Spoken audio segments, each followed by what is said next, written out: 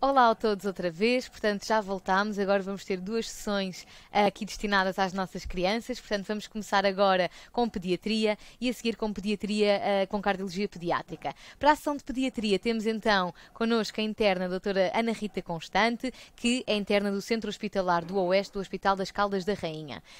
Rita, quando quiseres, estás à vontade, ela também é a nossa professora de pediatria e também é muito querida por todos os alunos, portanto acho que é um bom momento agora para se poderem rever a quem teve connosco a fazer o curso do ano passado e que de certeza agora podem aproveitar para lhe perguntar tudo sobre pediatria. Vão fazendo as perguntas no chat. Até já. Então, bom dia. Como a Marta já me apresentou, portanto, o meu nome é Rita. Eu sou interna do 4º ano do Centro Hospitalar ao Leste, nomeadamente o Hospital de Caldas da Rainha, e, portanto, estejam à vontade para pôr todas as vossas dúvidas. Eu vou aqui falar um bocadinho de pediatria, qualquer dúvida que tenham no final esclarecemos, mas vão escrever no chat, ok? Então, portanto, começando então por definir um bocadinho a minha especialidade numa palavra.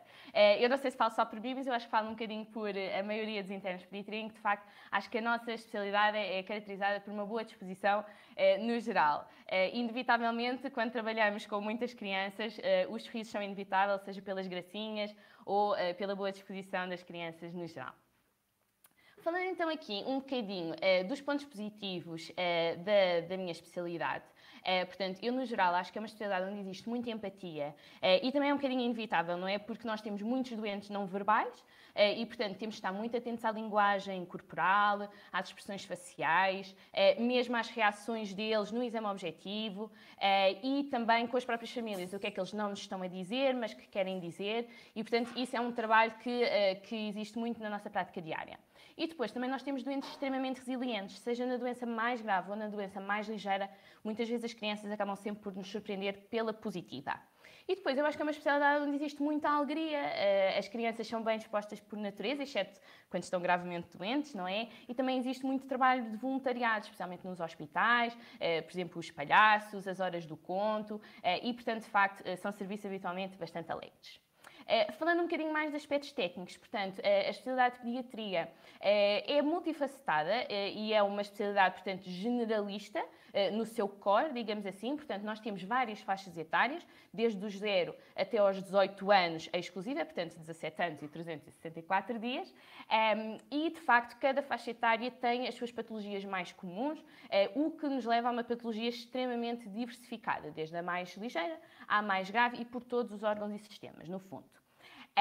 Existem também, dentro do percurso da nossa especialidade, e como eu vou falar mais à frente, várias opções de estágios. Portanto, apesar de nós sermos uma especialidade multifacetada, depois podemos subespecializar-nos em certas áreas e que vai levar então aos nossos estágios opcionais e, no fundo, ao longo de 2 anos, podemos então fazer até 7 estágios de 3 meses. Existe então também, no final da nossa especialidade, a possibilidade de subespecialização, que eu também considero que é um ponto positivo. Quem quiser ser um pediatra geral pode ser.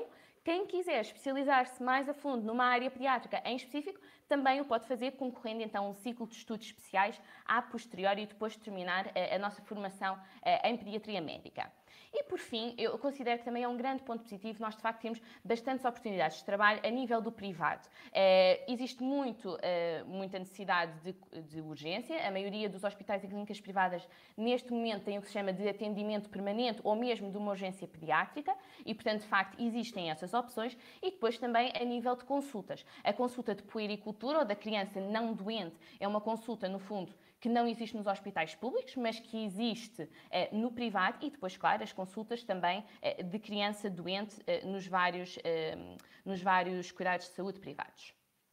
Como pontos negativos, eu acho que é um bocadinho comum aqui às especialidades generalistas, portanto existe muito trabalho de urgência. O nosso trabalho eu considero que é especialmente sazonal, porque temos muita patologia infecciosa e, portanto, existe especialmente uma carga muito importante no inverno. Existe, como em muitos internatos, muitos trabalhos, muitas apresentações e, no nosso caso, isso habitualmente não está contemplado no nosso horário de trabalho. Portanto, é tudo habitualmente extra, o que significa mais do que as horas que supostamente estão no nosso contrato de trabalho. Sendo uma especialidade generalista, de facto, a matéria para exame final é muito abrangente, o que pode ser um bocadinho overwhelming e, portanto, também considerado como um ponto negativo, porque lá está, portanto, é possível sair no nosso exame final qualquer patologia, desde que seja numa criança do 0 aos 18. E, por fim, o nosso exame final de especialidade é oral, portanto, habitualmente é ao longo de 2 ou 3 dias. Portanto, é com um júri em que habitualmente temos uma história clínica e depois discutimos o nosso currículo, a nossa história e perguntas teóricas com o júri, mas não é padronizado a nível de conteúdo, apenas a nível da estrutura que foi a que eu descrevi agora. E, portanto, pode haver variações importantes a nível da dificuldade, consoante o júri ou até consoante a história clínica que temos de fazer. Falando então um bocadinho a nível da estrutura do nosso internato. Portanto, a pediatria é uma especialidade médica em que um internato, uma formação específica, demora 5 anos. O horário é o horário habitual, portanto, para a nossa profissão a nível de função pública, portanto, 40 horas semanais, incluindo pelo menos 12 horas de urgência. Os primeiros 3 anos, então, são considerados como o treino pediátrico base e têm sempre obrigatoriamente, portanto, Pediatria Geral 1 e 2, que constituem 2 anos e 1 mês, portanto, 25 meses. E depois, obrigatoriamente, nestes 3 anos, temos de fazer 6 meses de cuidados de saúde primários, portanto, num centro de saúde, 3 meses de perinatologia, que é trabalho no berçário, digamos assim, com o recém-nascido, saudável. E depois temos 1 mês de ortopedia pediátrica, 1 mês de cirurgia pediátrica. Como é que é habitualmente a estrutura? No meu hospital, por exemplo, eu sou de um hospital distrital e, portanto, nós fazemos todo o período formativo que fazemos no nosso hospital de seguida. O que significa que vai ser este o meu mapa. Portanto, eu vou fazer a Pediatria Geral 1, a Pediatria Geral 2 e a Perinatologia todos de seguida. E, portanto, então depois, a partir de mais ou menos o meio do 3º ano, vou então para o centro de saúde e depois para os hospitais centrais. Num hospital central, por exemplo, a Pediatria Geral 2 é feita no 3º ano, o que significa que eu vou fazer a Pediatria Geral 1 e depois então vou para a Perinatologia, Centro de Saúde, Ortopedia e Cirurgia e então depois a Pediatria Geral 2, que nesse caso será o ano distrital, como já podem ter ouvido, que habitualmente é feito num hospital distrital, quando nós somos de um hospital central, é feita no 3º ano. Depois, então, os últimos 2 anos são considerados o treino em área especializada. É nesta fase em que vamos, então, ter estágios. Nós temos uma lista de 20 estágios em que, obrigatoriamente, temos de fazer cuidados intensivos neonatais e depois podemos, então, escolher até 7. E eu digo até porque nós podemos fazer estágios de 3 meses, mas podemos repetir algum estágio e ir até aos 6 meses. Portanto, podemos fazer até 7 estágios dentro de uma lista vasta de 20. Podemos fazer dermatologia pediátrica, desenvolvimento, endocrinologia, hematologia, nefrologia, medicina da adolescência. É uma grande vantagem nós podermos então ter estes 7 períodos de estágios dentro das nossas áreas de interesse e dentro até mediante o que depois queremos fazer enquanto pediatras. Estes estágios são então definidos pelo interno sob a orientação do seu orientador de formação. Então, e agora? Um bocadinho prático. Como é que nós escolhemos o hospital onde vamos fazer a especialidade? Para mim foi essencialmente baseado em 3 coisas. Primeiro que tudo, a localização. Todos nós somos de algum sítio e podemos ter preferências a nível de localização. E o que é facto é que em Portugal existem 37 hospitais, pelo menos o ano passado, e tem-se mantido relativamente estável, onde podemos fazer a nossa especialidade. No Norte, por exemplo, vamos ter 12 hospitais, num total de 38 vagas. Isto foi do ano passado, mas tal como eu disse, não costuma haver muitas variações. No Centro temos 7 hospitais, num total de 18 vagas. Lisboa e Val do Tejo, que inclui Santarém, 13 hospitais, num total de 36 vagas. O Alentejo são apenas 2 hospitais com 3 vagas, o Algarve é só um centro hospitalar com 3 vagas e depois temos as ilhas com 2 hospitais e 4 vagas. E a localização pode ser de facto importante para nós e um fator decisivo. Depois então, mediante a tipologia do hospital. Tal como eu disse, eu sou de um hospital distrital. A nível de vantagens, o que é que eu percepciono? De facto, temos a possibilidade de fazer estágios opcionais fora, o que nos permite conhecer várias culturas de trabalho, vários métodos de trabalho, experimentar vários serviços, até para depois, quando concorrermos a vagas de pediatras, já termos uma noção dos vários serviços que existem e se nos identificamos com eles. Contudo, são hospitais mais pequenos, em que habitualmente temos menos colegas internos com quem interagir, porque existem menos vagas por ano, e o foco é essencialmente na pediatria geral. O que significa que, sim, nós vemos todo o tipo de patologia no início, fazemos muitas vezes o diagnóstico, mas, de facto, depois o seguimento de patologia mais diferenciada e patologia mais grave ou mais rara será feito no hospital central e, portanto, esses doentes muitas vezes são transferidos. No Hospital Central, de facto, fazemos a maioria da nossa formação. Pode haver pequenas exceções, com pequenos estágios opcionais, mas a maioria será feito no mesmo centro hospitalar, o que significa mais estabilidade a nível de... Já sabemos que começamos aqui e fazemos praticamente aqui os 5 anos, exceto, de facto, por exemplo, o centro de saúde, que é sempre feito fora do hospital. Existem mais vagas por ano, o que significa que vamos estar sempre acompanhados de mais colegas.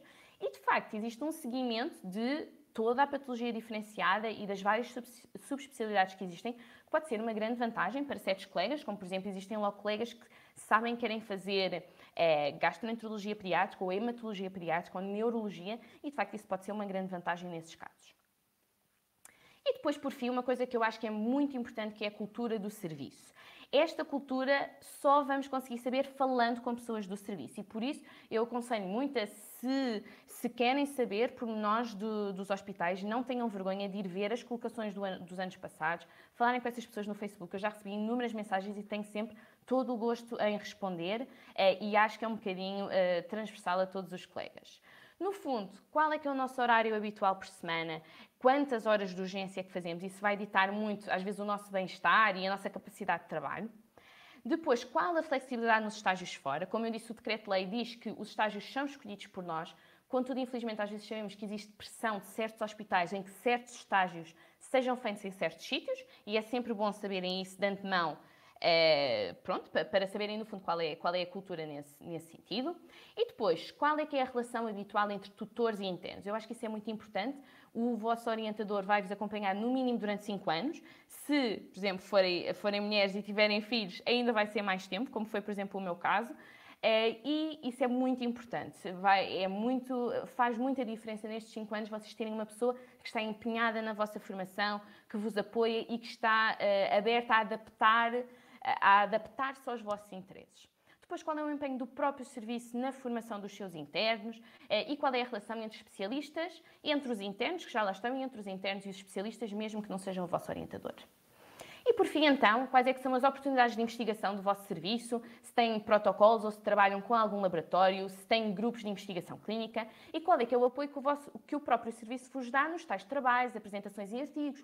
Se os médicos, no geral, veem um caso interessante, vão-vos chamar, se pensam em trabalhos para se fazerem e vos apoiam nesse processo, e isso pode ser muito importante.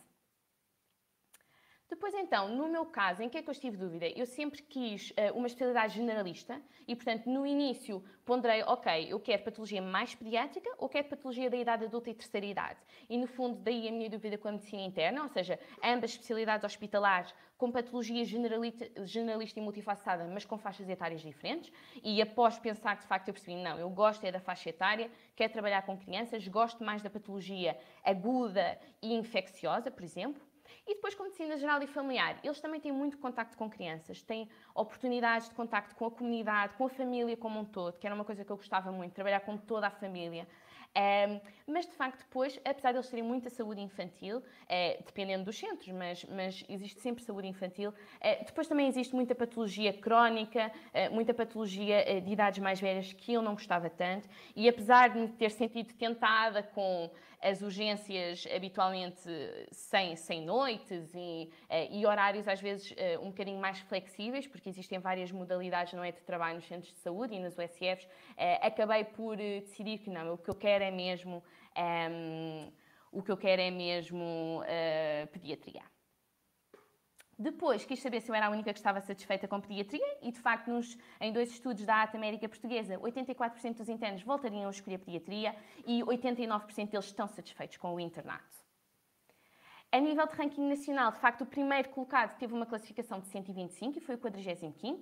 O segundo teve uma classificação de 125, foi logo a seguir, e o terceiro, de facto, teve uma classificação de 121. E, portanto, como vemos, 2 deles da região norte e 1 deles na região de Lisboa.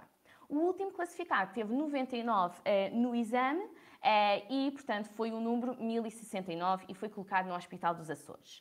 Existe alguma variação entre regiões, portanto, o Norte tendencialmente tem tido notas um pouquinho mais altas, mas isso até se tem esbatido e, como vemos, os últimos classificados por regiões têm tido à volta de 100 e ali com posições à volta do 927, 963 e, de facto, então, com o último aqui nos Açores na posição 1069. Portanto, isto era o que eu tinha para vos aproveitar. Se tiverem alguma dúvida, então agora tenho todo o gosto em responder. Foi realmente muito bom. E já temos aqui algumas dúvidas no chat, perfeito. Temos então a Rita. A Rita foi também nossa aluna, falámos várias vezes. Rita, a Rita pergunta se o privado não se encontra muito saturado. Olha, isso é uma boa pergunta e eu diria que depende do local. Se tu vis nas grandes cidades, e eu é assim, o Porto eu não conheço tão bem, mas acredito que a perspectiva seja um bocadinho como Lisboa, de facto sim. Porque as pessoas mantêm-se aí. Se tu olhas, por exemplo, para as Caldas, existem imensas oportunidades e às vezes o que é preciso? É nós considerarmos, por exemplo, ir meia hora para fora dos grandes centros.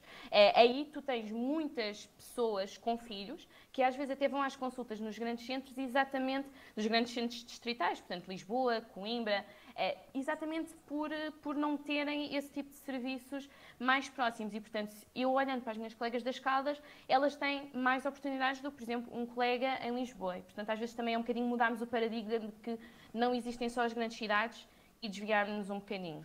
Obrigada. Temos aqui outra pergunta. A Bárbara pergunta aqui se é fácil fazer estágios no estrangeiro. Olha, isso é uma boa pergunta. Isso também é uma coisa importante de se perguntar, mas neste momento sim é relativamente fácil. O que é preciso ver? Portanto, falar logo com o orientador. Existe muita gente que faz parte dos cuidados de saúde primários, portanto, aqueles 6 meses que nós temos de centro de saúde fazem parte desse período fora e às vezes é especialmente fácil, por exemplo, com os PALOPs, porque a língua é a mesma e habitualmente existem pessoas no serviço que já tiveram esse tipo de experiências ou contactos.